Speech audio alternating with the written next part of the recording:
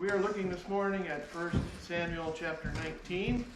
Kids, if you want to head back to the Outports Adventure Kids at this time, you can participate in that and head back there now if you would like to join in. They've got some great stuff planned for you. I was reading this week a story about two guys that were on a bicycle built for two. Anybody ever ridden one? A few. They look challenging to me. I've never tried it, but they're on a bicycle built for two, and they're out on this ride, and they go up this really steep hill. And they get to the top of the hill. It was a rough climb. They get to the top of the hill, and the guy in the front of the bike says, "Man, that was really a steep climb." And the guy in the back of the bike says, "Yeah, and if I hadn't kept the brakes on, we might have rolled back downhill." Good friends don't hold us back. They actually help us to make the climb higher with Jesus. Do you have good friends like that help you and come alongside you and encourage you?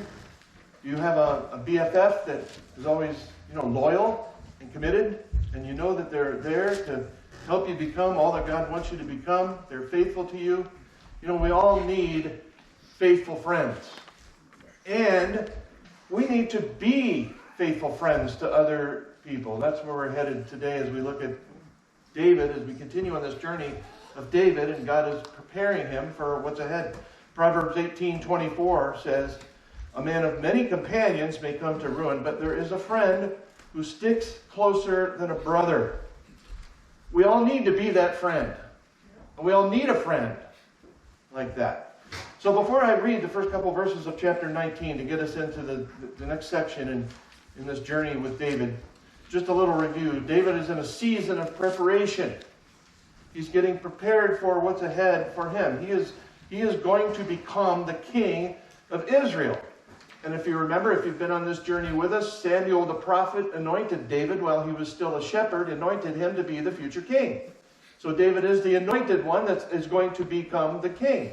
And everything about his life points ahead toward Jesus as the king, the anointed one, Messiah, Jesus Messiah. Messiah means anointed one.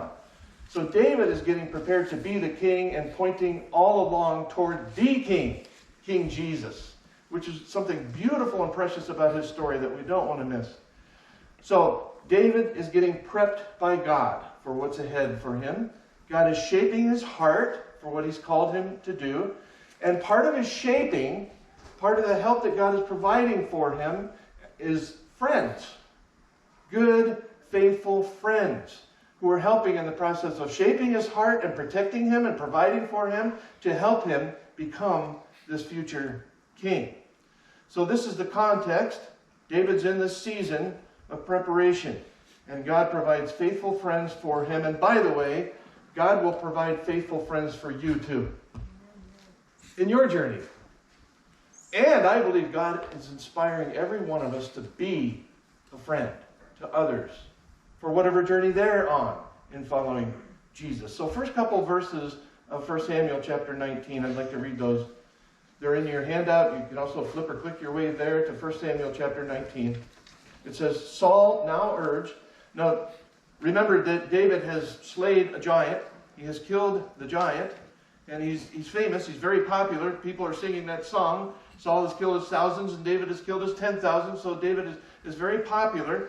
But Saul, the current king, is really jealous and angry and plagued by an evil spirit. And as we come to this chapter, Saul has put a hit order out on David. Chapter 19, verse 1. Saul now urged his servants and his son Jonathan to assassinate David. But Jonathan, because of his strong affection for David, told him what his father was planning.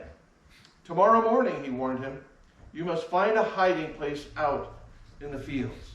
So pause there for a moment and grab with me a gold nugget about friendships. Because think of David's life. He's moved from hero to hunted. He's moved from famous to one who's being outcast. There's a hit order out on him to be killed. One day he's the champion of Israel, the next day he's on the run. Saul's jealousy has turned into this rage, and David's world seems to be falling apart. But God mobilizes for him faithful friends like Jonathan, who is a faithful friend to him. And here's how it shows up for Jonathan. And here's the principle I'd like to draw from that. Faithful friends are loving us enough to warn us. They love us enough to warn us. That's what Jonathan does. He warns him. It says in verse 2, he told him everything his father was planning, and he warned him. You must find a hiding place out in the fields. He gives David a warning. A loving friend, a faithful friend, will not let you walk toward danger without issuing a warning. Watch out. Should you be going that direction? Is that a good decision? I don't know about that. Let's think about this. Let's talk about a faithful friend will have the courage to actually bring that up and address that with you and give you the warning when it's necessary. Steer clear of that. Don't do it. Think about where this might head. A good friend will listen to our heart, see the direction we're going and the choices that we're making, and be willing to have the courage to raise the yellow flag or red flag. A good friend will do that. Do you have a good friend like that in your life? You know, for me, it's Chris, my wife. She's my best friend. I need other best friends too, outside of my marriage. But she's the closest best friend that I have, and she's willing to have the courage to warn me and give me the other perspective that she brings into our relationship so beautifully. And she'll give me these warnings. It's like, I don't know about that. And if I didn't have that perspective, I could find myself in danger. Do you have a friend like that? I hope you do. And are you a friend like that to somebody else, that you have the courage to, you love them enough and you have enough of a relationship of trust that you can warn them when they need to be warned? And we all have these moments when we need to be warned. True friends will be like a sheepdog and come alongside you and protect you even when you're not aware of it. And good friends know that when we blow it or when we're in danger, they'll speak up for us and they'll stay with us. No matter whatever they discover about us, true friends stick with you. They're there.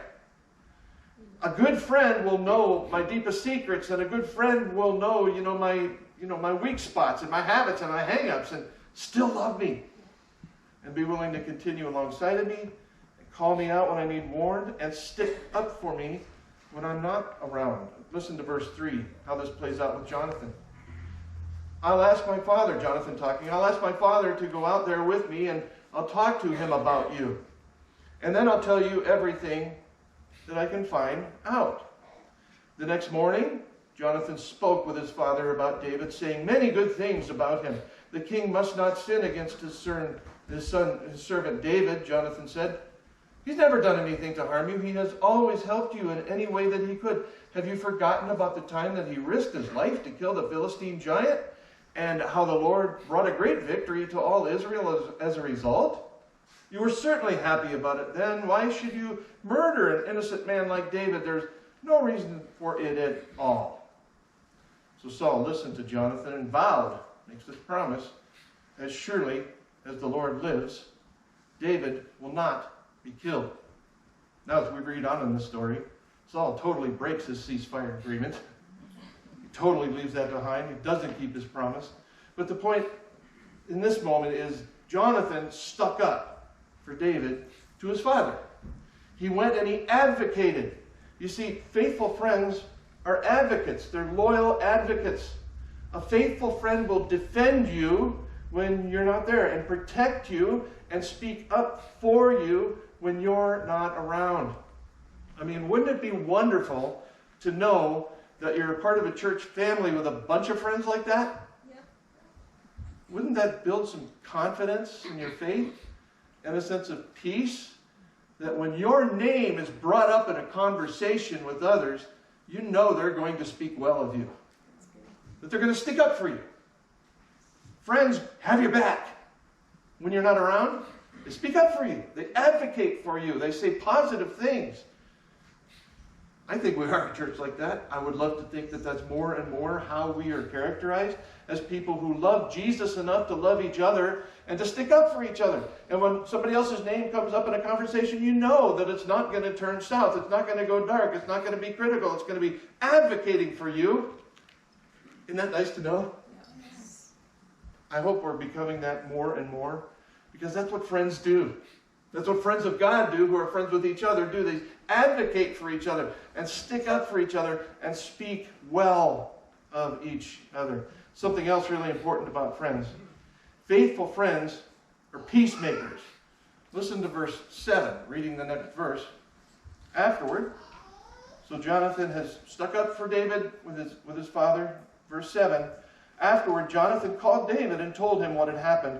And then he brought David to Saul. And David served in the court as before. Now David shows an incredible amount of humility, that after what is already going on, and Saul putting out a hit order on him and wanting to kill him and already throwing the spear at him twice, David has the humility and the faith in God and the trust in God to go back and serve in that court and to stay the course. And whatever God is doing to shape him and prepare him, he knows he can trust God enough to go back. And so Jonathan brings David back into the presence of Saul. Jonathan is a peacemaker. He's bringing David back into that relationship that, there's a lot of things wrong with that relationship, and because of Saul's heart and what was going on with him. But Jonathan is doing everything he can to bring peace with his dad and with David.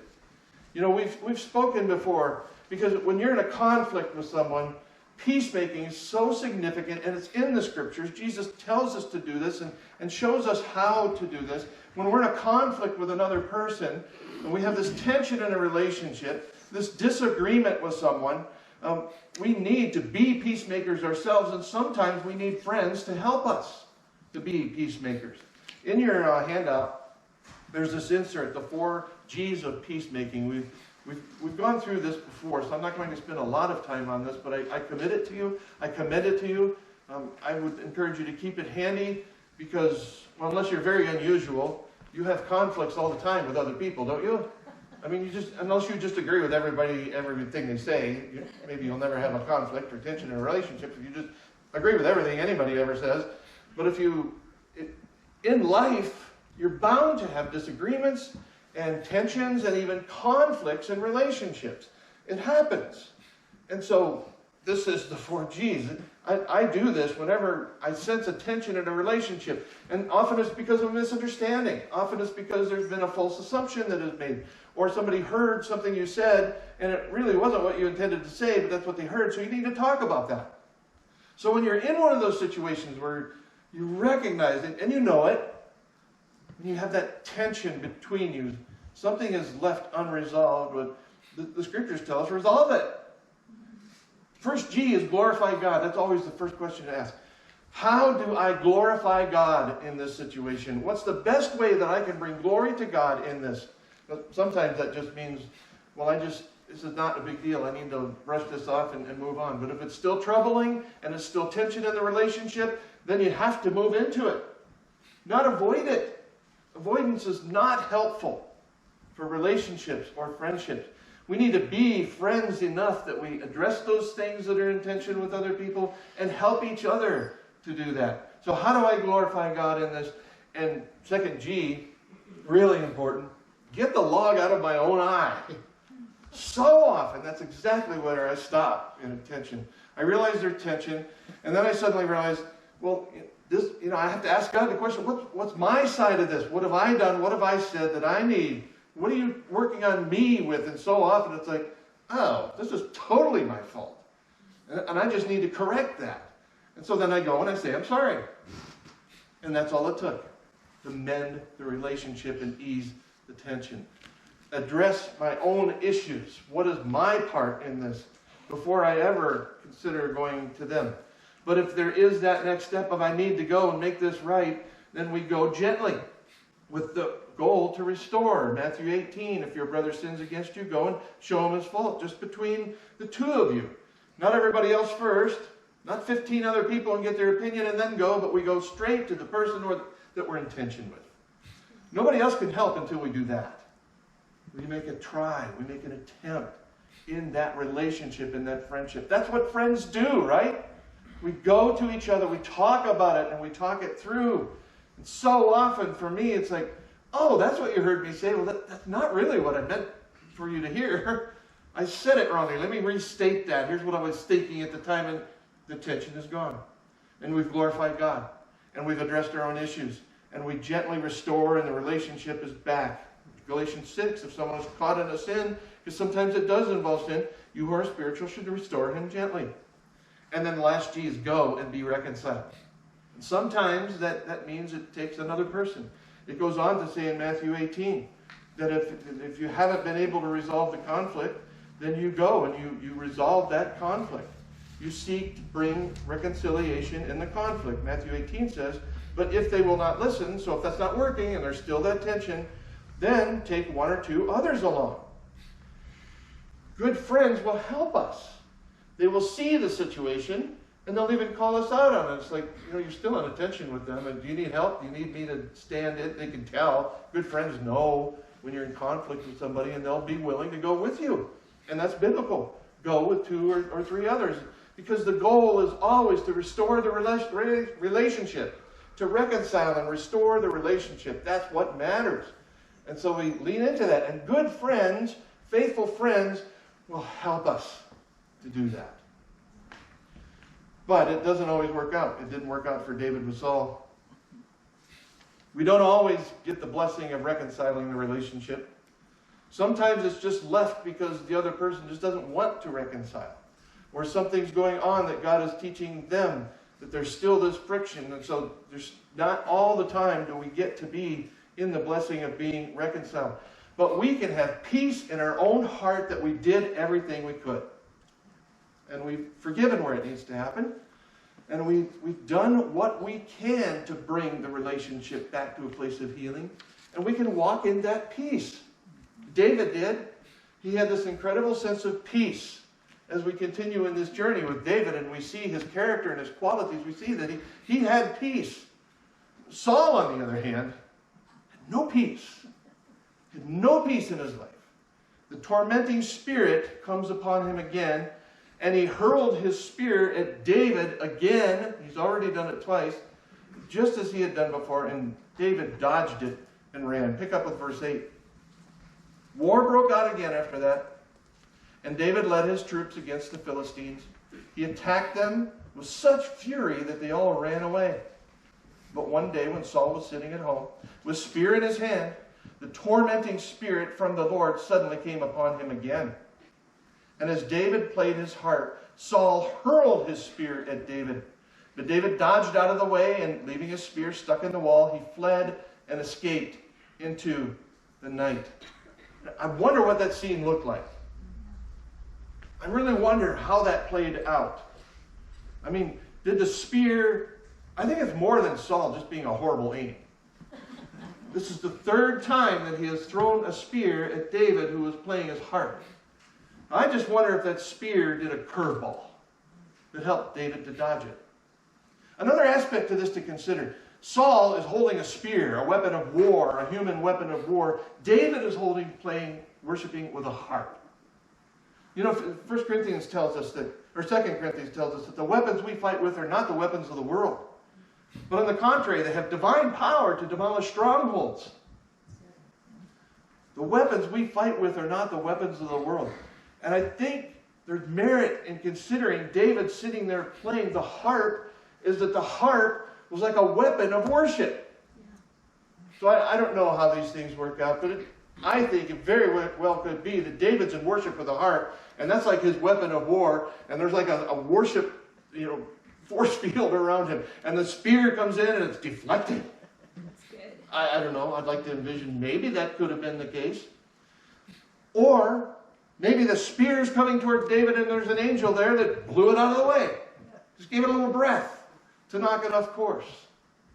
I actually experienced that once when we were in an Asian market. I was with my two boys and we were in this Asian market, very crowded, and we could see this man who looked, when you encounter evil or somebody that's completely demon-possessed, you can tell. There's a discernment there. It's like, oh, something's wrong with that guy headed towards us, and he's chanting these things, and he looks evil just by the way just by his demeanor, and he's carrying this plastic bag, and he gets close enough to us to see us, and we got eye contact, and I could see in his eyes that something changed. It's like, oh. I could feel the evil emanating from him. And he took his bag and he winds it up a little bit and he tosses it right toward me in the middle with my two sons at each side. And I'm starting to go into duck mode, and I watched the bag that he threw just kind of do a curveball. And it landed off to our side where there was no other people. It didn't even hit any other people, which is amazing to me because it was a crowded market. But I'm convinced that was an angel deflecting. Yeah. I don't know. I'd like to think that. But I think God does that kind of thing. In fact, I think we would be surprised how often God is deflecting things to protect us, and we don't even know it. That he's washing things out of the way that are coming against it, and we're not even aware. It's just wonderful to get insight into that someday. That, boy, there were moments where God was protecting me and knocking stuff out of the way, like Saul's spear, and I may not even know that God's deflecting it now. But I know that's the character and nature of God. He protects, he helps, he takes us on this journey. Maybe David's harp was like what is talked about in Ephesians 6. Take up the shield of faith, that you can extinguish all the flaming arrows of the evil one. Because there are times when the evil one is sending spears and arrows and flaming darts in our direction, and the shield of faith will ward those off. And I think sometimes God is deflecting without us even realizing it. Out of his love and out of his compassion. So in these chapters about David and Jonathan and Saul, there is an element of spiritual warfare going on behind the scenes. I mean, this evil spirit that is tormenting Saul, this clash of kingdoms that is under the surface there. We know that the devil throws spears at us, and I just wonder how God often protects us and we're not even aware. But we walk in the light and we walk in victory because he's with us and he helps us. And good friends understand that, and we help each other in that journey with Jesus. So the spear is thrown at David, and David takes off. I mean, a launched spear launches him into this next season of his journey, and where he ends up really is with faith on the run.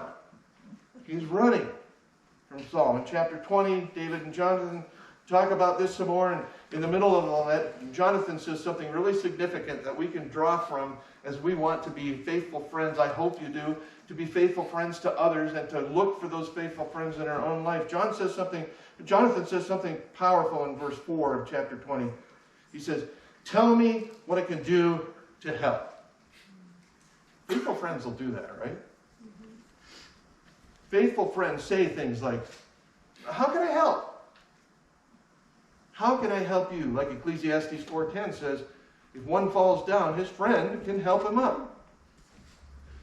Do you have a friend? I hope you have a friend that you could call at 2 o'clock in the morning, for whatever reason, that you could call at 2 o'clock in the morning, and their first question is not, "What are you doing calling me at 2 in the morning? I'm sleeping." Their first question is, "Are you okay? Where you at? What's going on? How can I help?" Do you have a friend like that? That you know you could call at 2 o'clock in the morning and they're there for you? I hope you do. Are you a friend like that to anyone else? Have you ever expressed that to them? You know, whatever's going on, I want to be here to help you. I want to be your friend, a faithful friend to you. Whatever's going on, even if it's the middle of the night, call me. Somebody that's dealing with an addiction or something and has problems, and in the middle of the night they're wrestling, they should be able to call you and talk it through and get a prayer and some encouragement to help on this journey. Faithful friends make it known that they are available to say, "I want to help." And I don't just say that with words. I really want to do that. And chapter 20 reveals Jonathan's loyalty and his commitment to do just that, to help. And by the end of the chapter, Jonathan says this in 1 Samuel 20, verse 42. "At last, Jonathan said to David, 'Go in peace, for we have sworn loyalty to each other in the Lord's name. The Lord is a witness of the bond between you and our children forever.' And then David left, and Jonathan returned to the town." Here's another gold nugget we can draw from this on friendships, faithful friendships with each other. Faithful friends are willing to send, to say, "Go," even if it means we're separated for a while. Faithful friends help us launch into the next season of our faith journey, even if it means a goodbye. They help us. They encourage us. They strengthen us to go forth and do what God has called them to do.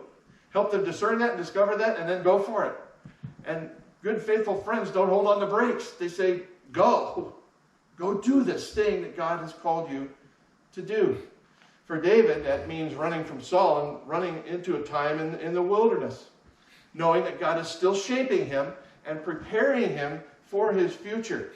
And in 1 Samuel 19 through 21, those chapters that we're carving out this morning, David experiences a lot of loss. I hope you read this whole section. There's a lot in there that we can't cover in one sermon this morning, but there's a lot there about the loss that David experienced in this journey ahead. He lost his position in the palace. He lost his security among friends. He has to say goodbye to Jonathan for a while when he goes on the run like this. He's experienced, his reputation has been lost as popular in the nation. His reputation, he lost a lot of things. But in the process of what he's going through, he's gaining something even more important. He's gaining faith in God. He's going deeper with Jesus and his trust in God through this whole process, through this whole journey. As you read it, keep that in view. David is learning how to trust God, so that when he becomes king, he's gone through this wilderness season where God shaped him and prepared him for everything he was calling him to do. God is shaping him, and God will shape us. And so running from Saul, it takes David deeper. And in this season, he has these moments. Now remember what he's been through. He's been broken. His life has been, they've attempted to take his life from him. Saul has cast a spear at him 3 times. He's been through a lot of hurt and hardship and damage and brokenness. And listen to this scene where it really comes out to play. Often I ask myself the question, why is this story here? Why did God put this in his word? What is it that he wants me to hear from this? Listen to this section of the story that I think is profound. Now remember, this is David, who was a shepherd, who was anointed to become the king, who was filled with the Holy Spirit. He's a spirit-filled man, and he's slayed a giant with a stone. He's popular. They were singing these songs about him. He's a great man. He's already become famous to the people. And listen to this scene in chapter 21, verses 10 through 15. So, David escaped from Saul, and he went to King Achish of Gath. But the officers of Achish were unhappy about his being there. Isn't this David, the king of the land? They asked. Isn't he the one that the people honor with dances and singing? Saul has killed his thousands, and David his 10,000s. David heard these comments and was very afraid. Wait a minute. Why is the word afraid connected with David? That doesn't settle with everything we've seen so far, does it? Suddenly he's afraid of what King Achish of Gath might do to him. So, he pretended to be insane, scratching on doors and drooling down his beard. Wait, this is David who killed a giant, Goliath? This is the same guy who's been anointed to become the king? I think this scene is profound and significant for us to tune into, because in our brokenness, even us as people today, even full of the Holy Spirit, we have these moments where the world comes against us and everything gets so heavy, and we can get to these places where we're feeling so defeated and so broken that we can get to these places where, yes, fear can creep in again. We can get afraid. And we have these moments, like David had in this moment. You know, you have a spiritual high, you have a mountaintop, you go to a Christian retreat or something. Or, you go out into the mountains and you're spending this alone time with God, and it's so amazing. You know the mountaintop experiences that we have in our journey. And then suddenly Monday morning hits, and it gets crazy, and we go crazy and start drooling in our beard. Or messing up our makeup, or whatever it is. We have those moments. I find these kind of stories encouraging, that this is the king, the future king of the land, this man who killed Goliath with one stone. Even he had these moments. A spirit-filled man still had these moments where he was feeling defeated and afraid, and courage that he has already put on display. Courage isn't pretending to be fearless. It's having faith even when fear makes us act foolishly. We still circle back around to Jesus. We still come back around to faith. And God welcomes us back and brings us to new and deeper places in our trust in Him. And God loves us enough, even in our darkest moments of brokenness, to embrace us and help us. And help us to understand deeper places of victory. And He will provide friends who will help us to do that. Listen to what happens next in chapter 22, the first couple verses. So David left Gath. Remember, he's had to leave Jonathan behind. He's had a lot of loss. He's had this crazy moment. David left Gath and he escaped to the cave of Adullam. And soon his brothers and all of his relatives joined him there. So he's in this cave. It must have been a pretty big cave. Yeah. All his brothers and his relatives joined him there. Then others began coming. Men who were in trouble or in debt or who were just discontented, until David was a captain of about 400 men. I love that picture. Suddenly, in all of his loss, hiding in a cave, running away, suddenly, even after that, God replaces Jonathan with 400 friends. He's encircled by 400 people that he can be a Jonathan too and lead. He's surrounded by all these new friends that are supporting him. And they don't look like the greatest friends on the outside. Did you hear the description? Yeah. They're in debt. They're discontented. They're in trouble. They probably just look externally like, well, that's not much. These aren't the kind of people that maybe I should have as friends. They just look like they don't really. But remember, with David, we've already learned that God doesn't measure the externals, what he sees on the outside. God measures the heart. So here you have these 400 people with these treasures inside them, these hearts inside of them, that David gets the opportunity now to invest in a cave. You know, I like the story of the man who was a cave explorer, and he was exploring these caves along the ocean, along the waterside, and he was in this cave, and he was exploring in there, and he found this bag that was full of, he reached in there and found out what was inside of it. It was full of these little round clay balls. Somebody had taken the time to form these perfect clay balls. Maybe they thought they'd be good weapons or something. They formed these clay balls and dried them in the sun, and they were really hard. And they were in this bag, like a treasure bag, inside of a cave. So he grabs this bag, and he starts walking along the ocean. And as he's walking, he takes one of those clay balls out, kind of heavy, and he's wondered, I wonder how far I could throw this. So he tosses it as far out as he can in the ocean. Made a good splash. That was kind of fun. So he continued to do that. He's walking along the ocean, and he's reaching inside, and he's pulling out these clay balls, and he's throwing them as far as he can out into the ocean. He did that for a while. He walked for a while on the ocean. Finally, he grabbed out 2 or 3 out of his hand, and one of them dropped and hit a rock, broke open, and there was a precious jewel inside. And he got down, and he said, wow, maybe that's what somebody did. They found this, they have all this treasure that they covered with clay and dried it and hid it in a cave, intending to go back someday. I got to find it. But he's breaking these clay balls, and every one of them had, rubies and diamonds and nuggets of gold. They were just rich with these treasures inside of these clay balls. And then he had this moment of like, oh, I'm pretty wealthy just looking at these. How many did I toss into the ocean? And he had that realization of so many were already wasted that he had just tossed aside. Friends that you have in your life are like hidden treasures in their hearts, right? The friends that you have, faithful friends, are like this beautiful jewel in their heart. They may not even look like much on the outside, but inside they fit the description of what's said in 2 Corinthians 4:7. But we have this treasure in jars of clay to show that the all-surpassing power is from God and not us. As I read that story, I wondered, even before my life with Christ, I wonder how many relationships I just kind of disregarded, tossed to the side, didn't invest in. How many relationships have I missed and just kind of tossed aside when there was actually treasure there that could have been discovered? Because when we find the treasure in another person's heart, it makes our life richer.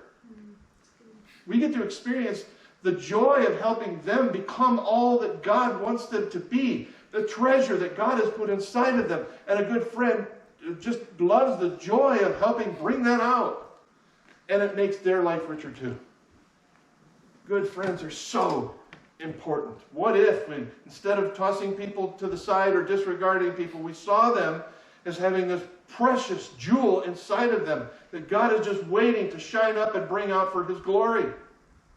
What if we joined in that and reached out to others as good, faithful friends and brought God the glory as He did amazing things through their life, and it makes us richer too. I know I am blessed by the gems of friendships that I have even now. And I'm so blessed by the opportunity to try and be that for others, that we can be faithful friends together. So, can I encourage us to lean into the faithful friendships that might be around you and you're not even recognizing it yet? Maybe it's bleeped on your radar a little bit more highly today. You know, when things seem down, when you're in the middle of struggles and you feel like, you know, this is a losing battle. When you're not losing, you're learning. And God just might want to bring friends into your life during this season. Just watch for them. Look for them. God often provides other people unexpectedly, and unexpected people to do unexpected, beautiful things. Can I encourage us to lean in to those faithful friendships and seek to bring God the glory in it? And who do you need to be a Jonathan to? There's a good question that some of you have already asked this morning. I'm certain of it. Who can I be a Jonathan to? Who's in my world that I need to invest a little more as a Jonathan and seek to let God, join God in bringing out the best in them? I want to move us toward a time of communion this morning.